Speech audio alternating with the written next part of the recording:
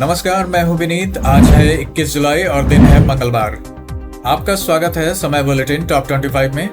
आइए नजर डालते हैं उत्तर प्रदेश की आज की बड़ी खबरों पर। पदक जीतने पर सरकारी नौकरी में प्राथमिकता, बोले सीएम योगी। यूपी में नकली दवाओं के गिरोह पर बड़ी कार्रवाई। सेल में 11 से 10 अप्रेंटिस पदों पर निकली भर्ती। सुप्रीम कोर्ट द्वारा राम मंदिर चोरी मामले में एसआईटी पुनर्गठन के निर्देश।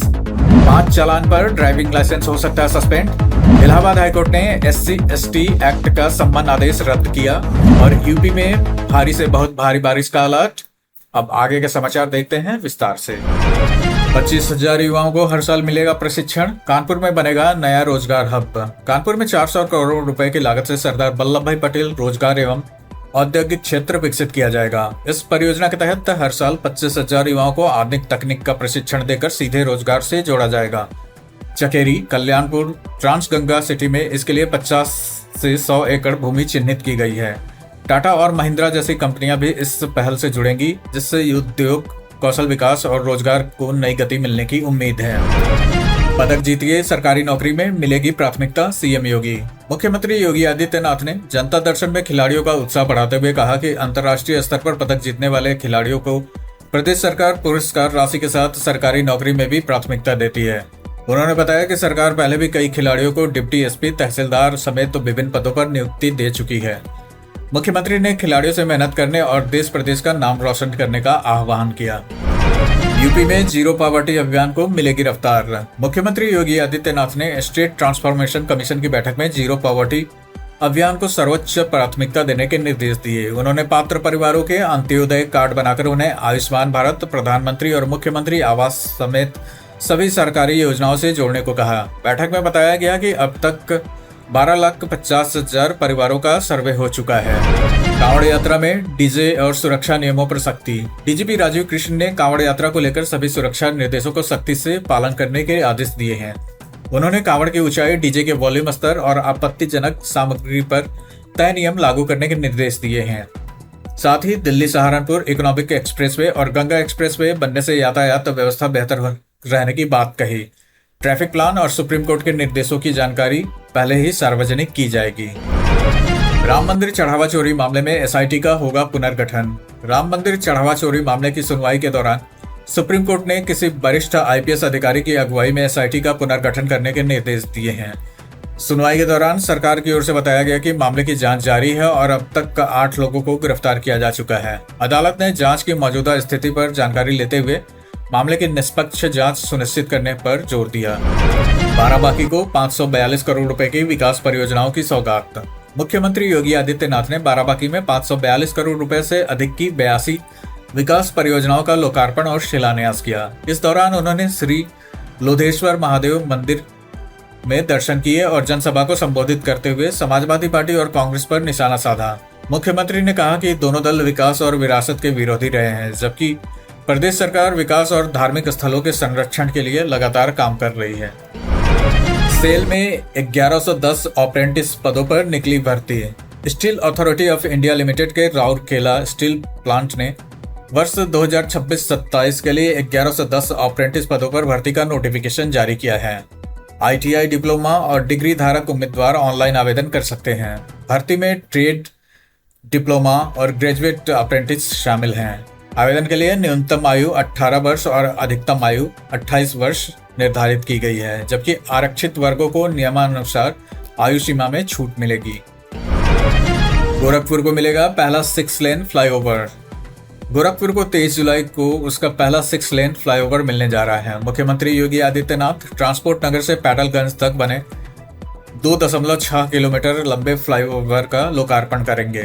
429 करोड़ रुपए से अधिक की लागत से बने इस फ्लाईओवर के शुरू होने से रुस्तमपुर, महावीर मंडी, देवरिया बाईपास और ट्रांसपोर्ट नगर क्षेत्र में लंबे समय से चली आ रही जाम की समस्या से लोगों को राहत मिलने की उम्मीद है।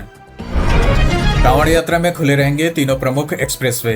कांवड़ यात्रा के दौरान आम यात्रियों की सुविधा के लिए दिल्ली मेरठ एक्सप्रेसवे, गंगा एक्सप्रेसवे और दिल्ली देहरादून ग्रीनफील्ड एक्सप्रेसवे पर यातायात जारी रहेगा। मुख्य सचिव और DGP ने NHAI अधिकारियों को इसके लिए आवश्यक व्यवस्था करने के निर्देश दिए हैं। कांवड़ियों के प्रवेश पर इन एक्सप्रेसवे पर रोक रहेगी और उसके लिए अलग मार्ग तय किए जाएंगे। यात्री की निगरानी के लिए NHAI कंट्रोल रूम भी स्थापित करेगा। 5 चालान पर ड्राइविंग लाइसेंस हो सकता है सस्पेंड। नए मोटर नियमों के तहत 1 साल में 5 या उससे अधिक बार ट्रैफिक नियम तोड़ने पर ड्राइविंग लाइसेंस 3 से 6 महीने तक के लिए निलंबित किया जा सकता है। यह व्यवस्था 1 जनवरी 2026 से लागू है।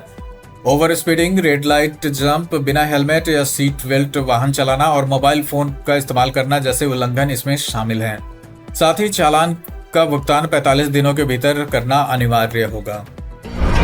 यूपी में भारी से बहुत भारी बारिश का अलर्ट। उत्तर प्रदेश में मानसून पूरी तरह सक्रिय है। मौसम विभाग ने मंगलवार के लिए प्रदेश के पूर्वी और पश्चिमी दोनों हिस्सों में भारी से बहुत भारी बारिश का ऑरेंज अलर्ट जारी किया है। गरज चमक और वज्रपात की भी आशंका जताई गई है। पूर्वी उत्तर प्रदेश में 24 जुलाई और पश्चिमी उत्तर प्रदेश में 25 जुलाई तक कई स्थानों पर भारी बारिश की संभावना है। प्रशासन को सतर्क रहने और लोगों से सावधानी बरतने की अपील की गई है। इलाहाबाद हाईकोर्ट ने SC/ST एक्ट का सम्मन आदेश रद्द किया। इलाहाबाद हाईकोर्ट ने किराए से जुड़े एक सिविल विवाद में SC/ST एक्ट के तहत जारी सम्मन आदेश रद्द कर दिया है। कोर्ट ने कहा कि सिविल विवाद को आपराधिक मामला बनाना न्यायिक प्रक्रिया का दुरुपयोग है। न्यायमूर्ति संतोष राय की पीठ ने बुलंदशहर की विशेष अदालत के आदेश को निरस्त करते हुए कहा कि ऐसे मामलों में कानून का दुरुपयोग स्वीकार नहीं किया जा सकता। कानपुर में 100 करोड़ की नेटवर्क मार्केटिंग ठगी का खुलासा। कानपुर पुलिस और क्राइम ब्रांच ने नेटवर्क मार्केटिंग की आड़ में 100 करोड़ रुपए से अधिक की ठगी करने वाले गिरोह का पर्दाफाश किया है। पुलिस ने 6 आरोपियों को गिरफ्तार किया है। जांच में सामने आया कि गिरोह ने करीब 60,000 लोगों को नौकरी और कमाई का लालच देकर करोड़ों रुपए वसूले। पुलिस ने मोबाइल, CPU, नकदी और कई अहम दस्तावेज बरामद किए हैं। मामले की जांच जारी है। पेपर लीक मामले पर मायावती ने सरकार से की सख्त कार्रवाई की मांग। बसपा प्रमुख मायावती ने पेपर लीक और परीक्षाओं में गड़बड़ी को लेकर सरकार पर सवाल उठाए हैं। उन्होंने कहा कि लगातार परीक्षाएं रद्द होने से युवा परेशान हैं और कई जगह विरोध प्रदर्शन हो रहे हैं। मायावती ने जिम्मेदार अधिकारियों पर कड़ी कार्रवाई, परीक्षा व्यवस्था में सुधार और कोचिंग संस्थानों पर सख्त निगरानी की मांग करते हुए युवाओं की समस्या को जल्द समाधान करने की अपील की। संसद सत्र के बीच अखिलेश और राहुल की अहम बैठक। संसद के मानसून सत्र के पहले दिन समाजवादी पार्टी प्रमुख अखिलेश यादव और लोकसभा में विपक्ष के नेता राहुल गांधी के बीच बंद कमरे में अहम बैठक हुई। करीब 1 घंटे तक चली इस बैठक में प्रियंका गांधी भी मौजूद रहे। सूत्रों के मुताबिक दोनों नेताओं के बीच पेपर लीक, शिक्षा व्यवस्था, राम मंदिर दान चोरी प्रकरण, उत्तर प्रदेश विधानसभा चुनाव और इंडिया गठबंधन की रणनीति समेत कई मुद्दों पर चर्चा हुई। स्कूटी योजना के नियमों पर राज्यपाल आनंदीबेन पटेल ने जताई आपत्ति। उत्तर प्रदेश की राज्यपाल आनंदीबेन पटेल ने मेरठ में सरदार वल्लभ भाई पटेल कृषि एवं प्रौद्योगिकी विश्वविद्यालय के दीक्षांत समारोह में स्कूटी योजनाओं के नियमों पर सवाल उठाए। उन्होंने कहा कि सरकारी योजनाओं का लाभ वास्तविक जरूरतमंदों तक पहुंचना चाहिए। राज्यपाल ने अधिकारियों को योजनाओं के प्रभावी अमल, संसाधनों के बेहतर उपयोग और सरकार की मंशा के अनुरूप काम करने की नसीहत भी दी। बागपत में 1.5 लाख घरों तक पहुंचेगी PNG गैस। बागपत में पाइप्ड नेचुरल गैस यानी PNG का विस्तार तेज कर दिया गया है। सरकारी आवासों में LPG कनेक्शन को PNG में बदलने की प्रक्रिया शुरू की जा रही है। इसके साथ ही जिले के करीब 1.5 लाख उपभोक्ताओं तक PNG गैस पहुंचाने की तैयारी है। जिला प्रशासन ने सभी विभागों और नगर निकायों को LPG पर निर्भरता घटाकर PNG को बढ़ावा देने के निर्देश जारी किए गए। यूपी में 2.25 लाख स्मार्ट मीटर नेटवर्क से बाहर। उत्तर प्रदेश में करीब 1,73,000 स्मार्ट मीटर संचार नेटवर्क से बाहर हो गए हैं। इसके चलते उपभोक्ताओं को बिजली की वास्तविक समय की खपत की जानकारी नहीं मिल पा रही है। राज्य में अब तक 92,90,000 स्मार्ट मीटर लगाए जा चुके हैं। विद्युत उपभोक्ता परिषद ने परियोजना की समीक्षा कर समस्या का जल्द समाधान कराने और संबंधित कंपनियों को जवाबदेह बनाने की मांग की है। लखनऊ अलीगंज अग्निकांड की बिल्डिंग तोड़ने का काम शुरू। लखनऊ के अलीगंज में 22 जून को हुए भीषण अग्निकांड वाली इमारत का ध्वस्तीकरण शुरू हो गया है। इस हादसे में 15 बच्चों की जान चली गई थी। भवन मालिकों ने स्वयं इमारत गिराने की प्रक्रिया शुरू कराई है, जबकि लखनऊ विकास प्राधिकरण पूरे काम की निगरानी कर रहा है। आसपास के क्षेत्र की सुरक्षा को देखते हुए भवन को चरणबद्ध तरीके से पूरी सावधानी के साथ ध्वस्त किया जा रहा है। यूपी चुनाव से पहले बीजेपी बूथ स्तर पर लेगी तैयारियों की परीक्षा। उत्तर प्रदेश विधानसभा चुनाव की तैयारियों के बीच भारतीय जनता पार्टी 22 जुलाई को सभी 403 विधानसभा क्षेत्रों पे बूथ पदाधिकारियों का सम्मेलन आयोजित करेगी। इसमें बूथ अध्यक्षों की सक्रियता, संगठन की तैयारियों का आकलन किया जाएगा। मुख्यमंत्री योगी आदित्यनाथ, दोनों उप मुख्यमंत्री और वरिष्ठ पदाधिकारी इसमें शामिल होंगे। पार्टी का उद्देश्य चुनावी रणनीति से पहले बूथ स्तर तक मजबूती सुनिश्चित करना है। यूपी में नकली दवाओं के गिरोह पर बड़ी कार्रवाई। उत्तर प्रदेश में एफएसडीए और पुलिस की संयुक्त कार्रवाई में नकली दवाओं की सप्लाई करने वाले अंतरराज्यीय गिरोह का खुलासा हुआ है। राजस्थान से बीपी, गैस, दर्द, बुखार और एंटीबायोटिक समेत 27 तरह की नकली दवाएं बनाकर यूपी के कई जिलों में भेजी जा रही थी। कार्रवाई के दौरान 24 लाख रुपए की संदिग्ध दवाएं सील की गई। 8 आरोपियों के खिलाफ मुकदमा दर्ज कर दवाओं के नमूने जांच के लिए भेजे गए हैं। कानपुर के 2 युवकों ने अमेजन को लगाया लाखों का चूना। कानपुर देहात में पुलिस ने अमेजन के डिलीवरी सिस्टम का दुरुपयोग कर लाखों रुपए की धोखाधड़ी करने वाले 2 आरोपियों को गिरफ्तार किया है। आरोपी महंगे एप्पल उत्पाद निकालकर उनकी जगह डमी सामान रखकर पार्सल वापस कर देते थे। पुलिस ने उनके कब्जे से 8 लाख रुपए नकद, 1 कार, 1 बाइक, मोबाइल फोन और कई सिम कार्ड बरामद किए हैं। मामले की जांच जारी है। त्रिपुरा के डीजीपी अनुराग धनखड़ ऑफिस में मृत मिले। त्रिपुरा के पुलिस महानिदेशक अनुराग धनखड़ सोमवार सुबह पुलिस मुख्यालय स्थित अपने कार्यालय में अचेत अवस्था में मिले। अस्पताल ले जाने पर डॉक्टरों ने उन्हें मृत घोषित कर दिया। शुरुआती जांच में आत्महत्या की आशंका जताई गई है। हालांकि पुलिस और फॉरेंसिक टीमें मामले की जांच कर रही है। बागपत निवासी 1994 बैच के आईपीएस अधिकारी अनुराग धनखड़ की अचानक मौत से उनके गांव में भी शोक का माहौल है।